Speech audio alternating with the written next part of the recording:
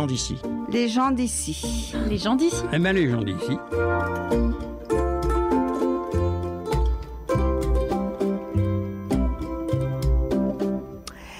Dans les gens d'ici, figurez-vous qu'aujourd'hui nous avons le plaisir de recevoir un petit couple bien charmant et qui a chez lui des bestioles qui sont un peu bizarroïdes. On aime les animaux, vous savez, sur RVR, nous on fait toujours l'apologie des animaux parce qu'on aime les animaux, on défend toujours les animaux.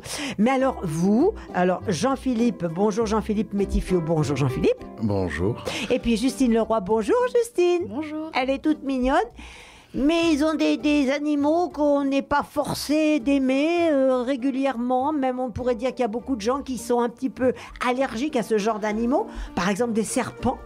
Des serpents, nous avons aussi dans les mal aimés quelques araignées, quelques crevettes. Voilà. Mais on a aussi quelques animaux un peu plus sympas comme les rongeurs, les oiseaux, les lapins et quelques poissons. Vous avez combien d'animaux en tout alors ?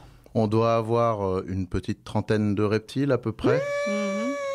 Ouais. 4 ou 5 araignées maintenant. Et, des grosses araignées là ? Non, c'est pas des mygales. Non. Ce ne sont pas des mygales. D'accord. On a des petites araignées sauteuses qui viennent de Floride et des araignées un petit peu plus chasseuses qui viennent d'Afrique et d'Asie. Et encore ? Alors qu'est-ce que vous avez d'autre ? Vous n'avez pas de crocodile quand même ? Ah non, parce que pour avoir des crocodiles, il faut des autorisations spécifiques. C'est vrai ? Voilà, donc il y a ce qu'on appelle les certificats de capacité et autorisations d'ouverture d'établissement. Oh. Donc ça, nous n'en sommes pas détenteurs, donc nous sommes limités à des espèces qui ne sont ni dangereuses ni protégées. Les serpents, c'est pas dangereux. Ah non, les pas du vipères. tout. Alors, pour les vipères, il faut un certificat de capacité. Ah donc vous n'en avez pas ? Non, nous n'avons que des couleuvres. Donc des couleuvres. Et des boas, des choses comme ça, vous avez ? Alors, on a eu un boa, mais pour l'instant, non. On est spécialisé plutôt couleuvre. Ouais. Ah, et si par exemple, quelqu'un nous écoute, dit « Oh là là, chez moi j'ai des couleuvres, je ne veux pas les garder », on peut vous appeler ? Vous venez les chercher ? Alors, oui, parce que je suis intervenant sur une structure spécialisée là-dedans, c'est le SOS Serpent. Donc, c'est une action qui est faite par le groupe herpétologique Rhône-Alpes.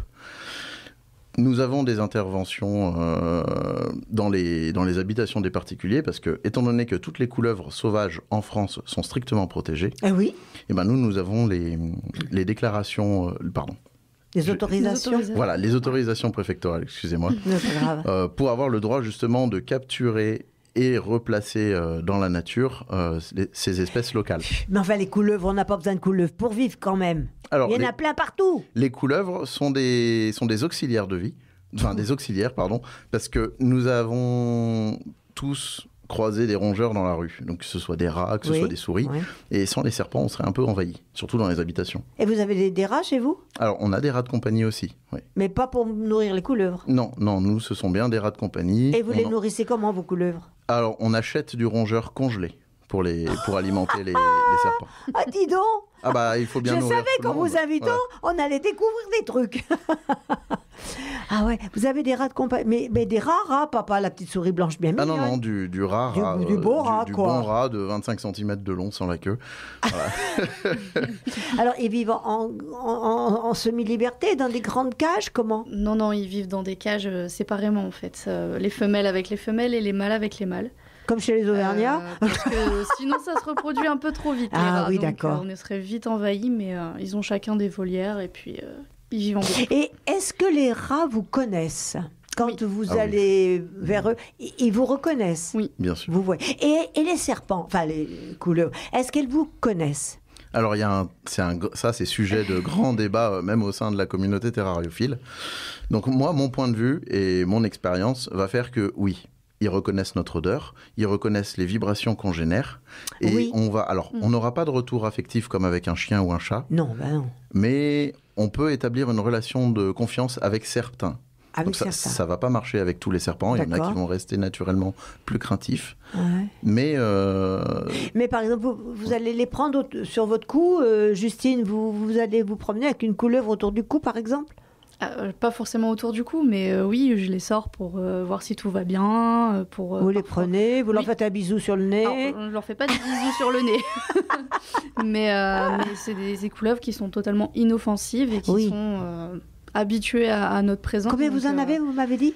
Les serpents, enfin les couleuvres, du coup, on en a 14. Voilà. Mais elles sont toutes ensemble ? Non, chaque serpent a son propre terrarium. à part certaines exceptions. Et c'est grand, c'est grand comment la cage où elles sont Alors, pour les reptiles, on a l'équivalent de 12-13 mètres carrés.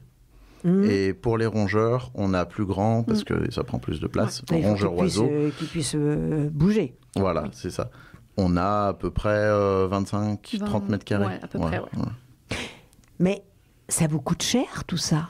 Parce que ça mange, quoi. Ça coûte cher, non? C'est effectivement une de notre plus grosses parts budgétaires. Alors c'est votre passion, j'entends bien. Vous, c'est pas votre métier, c'est votre passion. Oui, c'est ça, c'est notre passion. On ne gagne, ça ne nous sert pas à gagner notre vie. On peut visiter quand même ou pas? Alors, visiter, non.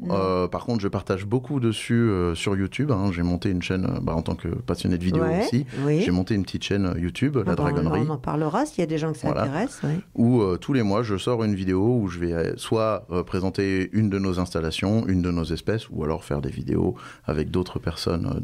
Et vous avez quoi comme oiseau? Alors, en oiseau, vous avez quoi? On n'a pas tant que ça. On a de la perruche ondulée. La calopsite, et après on a quelques petites cailles de Chine. C'est quoi des petites cailles de Chine? C'est petit? C'est des toutes petites volailles en fait. Oui, ça c'est joli mignon. Ça. Oui. Ça rampe pas. Ça rampe pas cela. Ça rampe pas. Oui. Parce que vous faites quoi comme travail, Jean-Philippe? Vous faites quoi comme travail, vous? Alors moi actuellement, à titre personnel, je suis vidéaste à mon compte. Ah oui. Et en job un peu plus alimentaire, pour l'instant, je suis gardien de déchetterie. D'accord. Vidéaste, vous faites des vidéos pour les gens plutôt publicitaire et un peu documentaire. Pour l'instant, j'ai beaucoup bossé avec des laboratoires comme le CNRS de Montpellier, avec l'Université de Limoges, qui ont différents services comme Lucie, le Scientibus, qui ont profité de nos services pour pouvoir se faire un petit peu connaître dans la communauté scientifique. Il y a longtemps que vous faites ça? Non, j'ai commencé cette activité-là il y a 2 ans. Voilà, donc, vous avez tout le matos chez vous? Oui. Et éventuellement, si quelqu'un nous écoute et veut un petit film publicitaire, vous êtes OK pour ça? Ah oui, bien sûr. Donc, on fait ça avec un collègue à moi, on travaille ensemble. Donc, moi, je m'occupe plus du côté tournage caméra. Ouais. Et mon collègue est plutôt monteur. D'accord. Et donc, on est regroupés sous le nom de Synergie. Bien, on va mettre ça sur le site de la radio, bien sûr. Et vous, Justine, vous avez un job à côté des bestioles? Oui, je suis créatrice de bijoux mémorial funéraires et accessoires fantasy.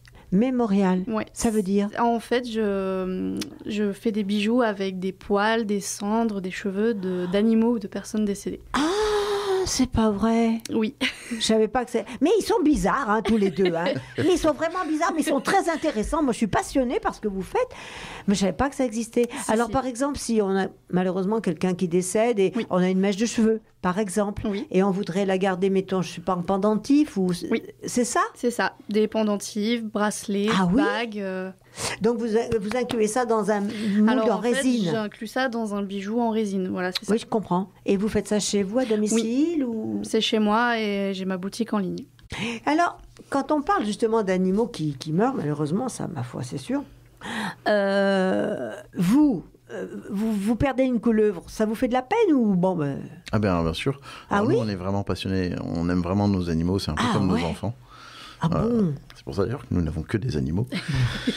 Et donc, pleurent pas la nuit. on est très attachés à nos animaux, donc oui, perdre un animal pour nous c'est toujours un choc. Voilà. Même une couleuvre. Ça peut, même un rat. Même une couleuvre. Et même un rat, surtout un rat. Oh. Ah oui, les rats sont quand même des animaux qui sont extrêmement intelligents. Ce sont d'aussi bons animaux de compagnie que les chiens. Oui. Il paraît que le rat est un animal très intelligent. Oui. Et ça, c'est indéniable. C'est sûr. Ah oui. Il suffit de passer une demi-heure avec un rat pour s'en rendre compte. Ce sont de formidables compagnons, les rats. C'est extrêmement attachant et pour le coup, il y a énormément de retours affectifs de la part d'un rat.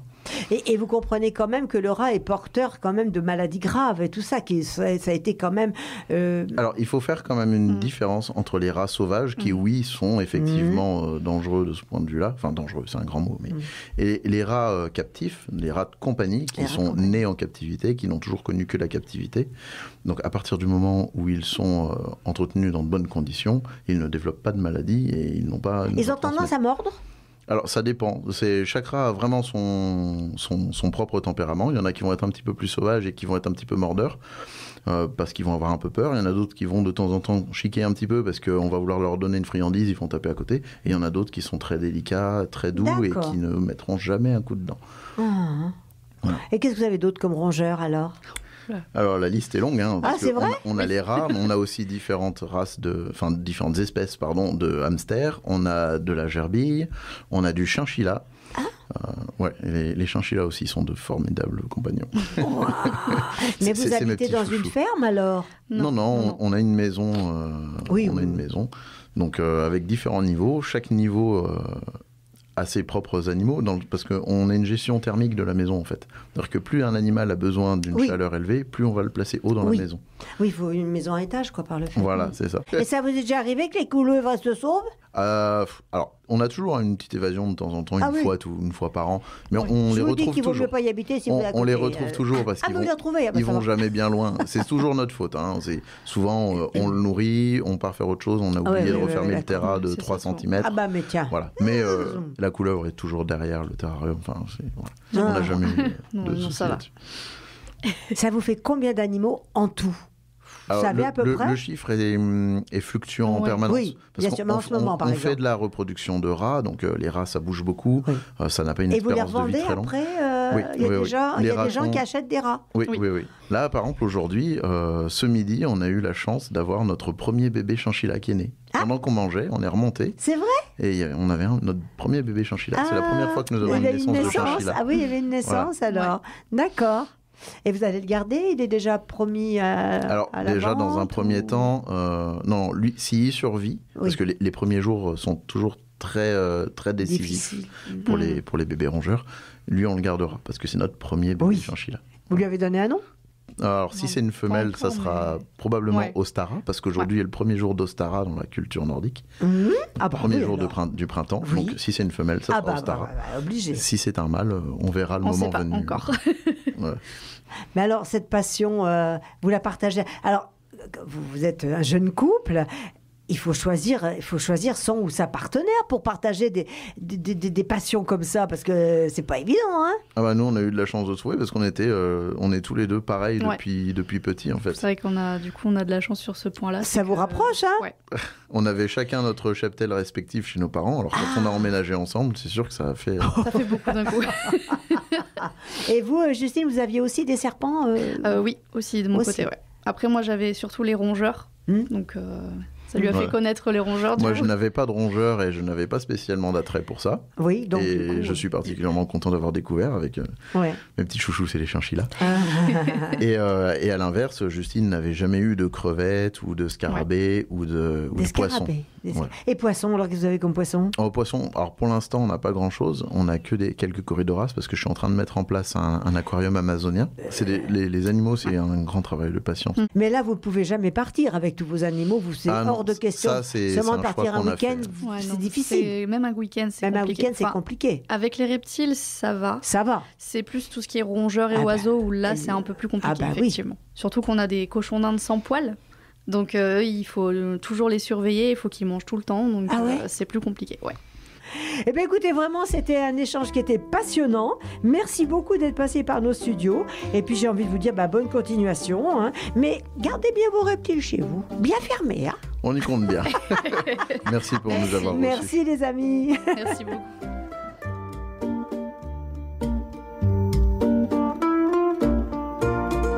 C'était Les gens d'ici, une émission de Claire Vankin, réalisée par Philippe Fest.